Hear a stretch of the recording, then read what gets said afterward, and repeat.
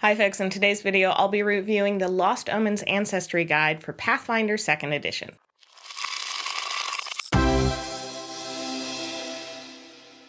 Paizo sent over this copy for us to review, and I had a blast kind of diving into this and checking it out. So this is primarily new ancestries and heritages for 2nd edition. There are a couple of weapons in the back. These are kind of linked to one of the new ancestries or heritages, but everything else is really just 2 sections. 2 sections, not seconds. So jumping into the actual physical book, so it's a really nice hard copy. I like the artwork on the front. There's a nice little blurb on the back giving you kind of an overview of what it is. And then diving into the actual book, again, there's some really nice, gorgeous artwork that gives you some ideas of, this is all the expanded heritages. And then, here's the fun new, chapter beginning artwork for the new ancestries and heritages. All the artwork in this is gorgeous. There's a nice variety in the characters that they show. So I like that because it gives you an idea of, different kinds of characters you can have using all of these expanded and new choices. All of the book is laid out very well. They've got the kind of location guide over here like they do in the core rule book that I talked about in my review of the core rule book. You can check that out up there. This one you don't need quite as much because there really are just the 2 main sections, and then there's the ancestral gear and glossary and index.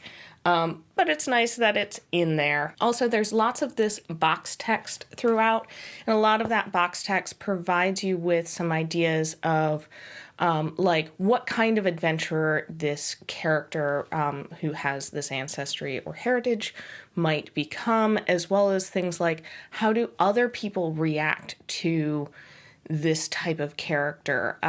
Gives you a little bit of inspiration. All of them have a nice overview of what makes that ancestry or heritage what it is, and then also breaks down some regional inner sea what those people are like in those regions. And if you're worried about, I just have the core rulebook, I don't have the advanced player's guide or any other supplements, don't worry, because you just need this and the core rulebook in order to use this book. I was a little concerned when I first got this because it was we do have the advanced player's guide, but I don't have anything other than core rulebook and that second book.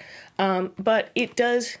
You don't need that even for the expanded ones. It gives you enough information that you can use the options that are in this book without needing other ones. And I really appreciate that because while this is less expensive than the Advanced Player's Guide, for $35, if I needed another book, I might be a bit annoyed by that. $35 for a gorgeous hardback is not outrageous, but if I had to then turn around and buy other books, that would be a little annoying. But I appreciate that you don't need that, and they actually do at the very beginning of the expanded chapter.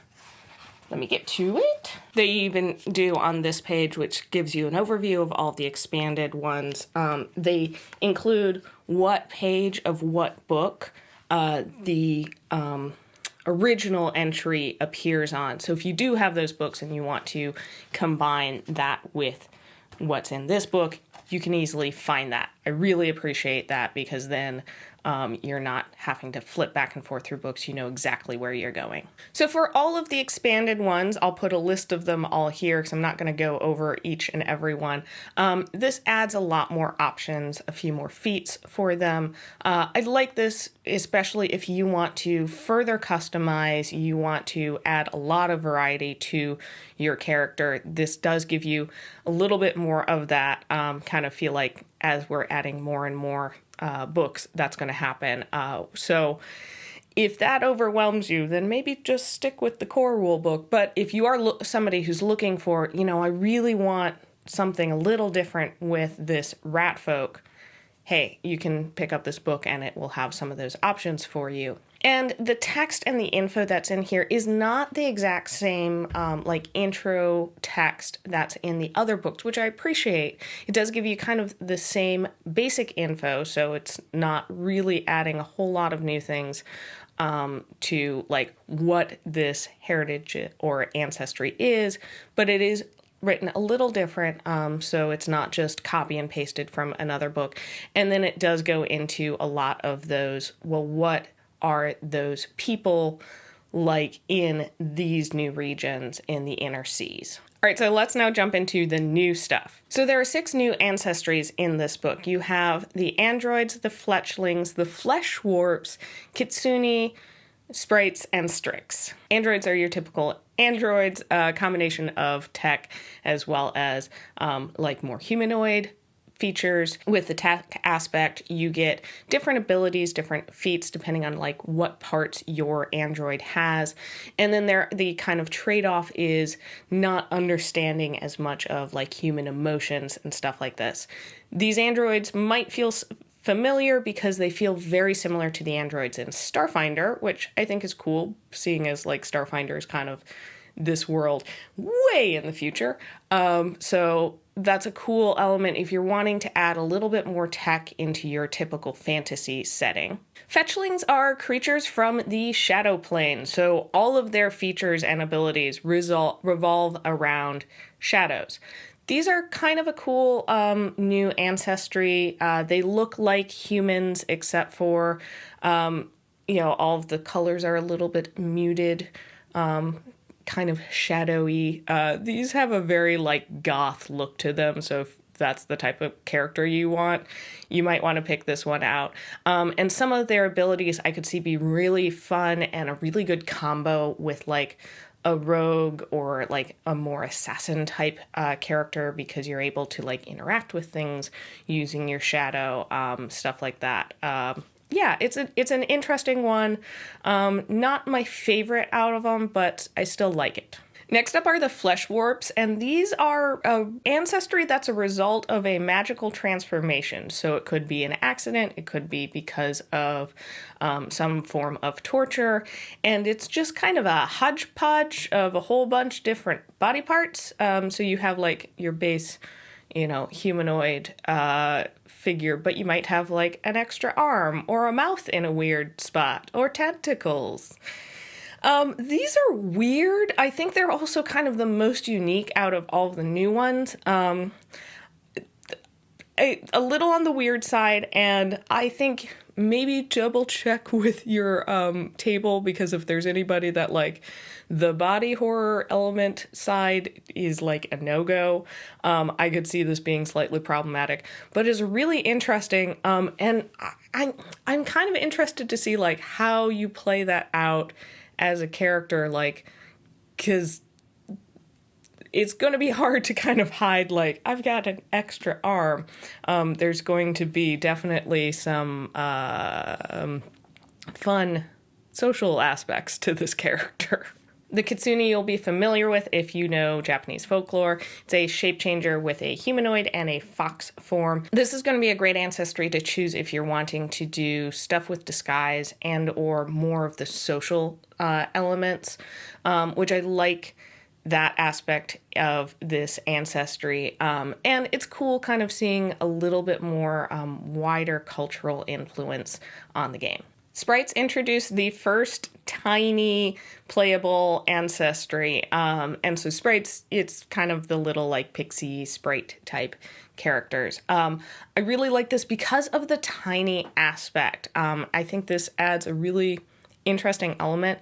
The book does have information on like how to play a tiny creature, although you can size them up to a small if you don't want to be dealing with that, as well as riding other player characters. Since you're tiny, that's a thing. I also just personally like the idea of like having a cat or dog familiar, something like that, and being able to ride them as a mount. You have a cat mount. Adorable. Yeah, this is I think my favorite of the new ancestries in here, just because it does add kind of a really cool new element to the game. And finally, you have the Strix, which to me remind me a lot of harpies, because they are humanoid, but they have wings, they still have arms, and then their feet, instead of being feet, are talons. So a lot of the feats and abilities of this ancestry are focused around the wings and feet. Like, you can fly, you can attack people with your claws, all of those kinds of things. Cool. Again, it's not one of my favorites out of the new ones. I want to thank all of our patrons, especially Lainey. If you want to support our channel, you can head on over to patreon.com/rollforinitiative and check out the perks of being a patron. And then you have 8 new heritages, and 5 of these all kind of are in one category. So you have the Aphrodite, the Ganzi, the Beastkin, and then all of the Geniekin, which is the Ifrit, the Ored, the Sylph, the Undine, and the Sully. The Aphrodite and the Ganzi are kind of on two opposite ends of the spectrum. On one side, you have creatures that are born kind of with this law side, the order side, and then Ganzi are chaos. These two are kind of my least favorite of the new heritages. They have some interesting abilities and looks. The Aphrodites have kind of a like metallic sheen to their skin. The Ganzi can have all sorts of different like physical characteristics, such as feathers, different very out of the wall colors, tails, and the feats and abilities kind of line up with this either law or chaos. For me, I'm not as huge of a fan of playing strictly on the alignment chart. So characters that tend to be kind of inspired by one of those really strong alignments are less interesting to me. But if you're wanting to play something like that, check these out. Next up are the Beastkin, and these are really cool. It's kind of similar to a were creature where you have whatever base ancestry you've chosen, and then through a curse, through something, they have gained or kind of morphed a little bit into some kind of animal. And I really like that while the book provides you with a number of examples of what animals you could be a beastkin of, it really is up to the player on what specific animal you want to be. And it also, with the artwork, helps remind you that you don't have to be a human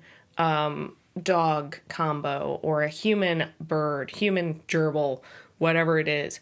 You could be a kobold and a dog. It really is very mix and match how you combine the ancestry and the heritage. So all of your abilities and feats with this heritage are based on whatever animal aspects you choose. And then last up, you have the Geniekin, and this is broken down into 5 different kinds. So you have the Ifrit, which are the fire, you have the Ored, which is earth, the Sylph, which is air, the Undine, which is water, and then the Sully, which is a combination of the two. And all of these are elemental in nature, something, some either as a result of someone having a kid, an elemental having a kid with someone else, or just some aspect of it affecting your heritage. You have these elemental natures. And I really like that, introducing this elemental side into the game. So depending on which one you choose, you're going to have, like all of your abilities and feats are very much based on those elements. So you will have resistance to that specific element. You will have special abilities and potentially attacks using those elements. And the Sully is really interesting. I think this is my favorite of all of them. You do get a bit of a random, like day-to-day which element you're going to get. So that adds a little bit of a chaotic element to this character that maybe you can't plan as much for. But I like the concept of 2 different elementals maybe having a kid or kind of battling out for control over this one character. And so you have multiple or all 4 of the elements being represented in this character. All right, so those are my thoughts on the Lost Omens Ancestry Guide for 2nd edition from Paizo. If you picked up this book, I'd love to know your thoughts. And if you haven't, which of the new ancestries and heritages is your favorite from what I've talked about? Let's continue the conversation down in comments below. Thank you so much for watching. If you enjoyed this video, go ahead and hit that like button. Don't forget to subscribe so you don't miss any of our upcoming videos. And you can also follow us on our day-to-day adventures over on our social media. All right, I'll see you next time on Roll for Initiative. Bye!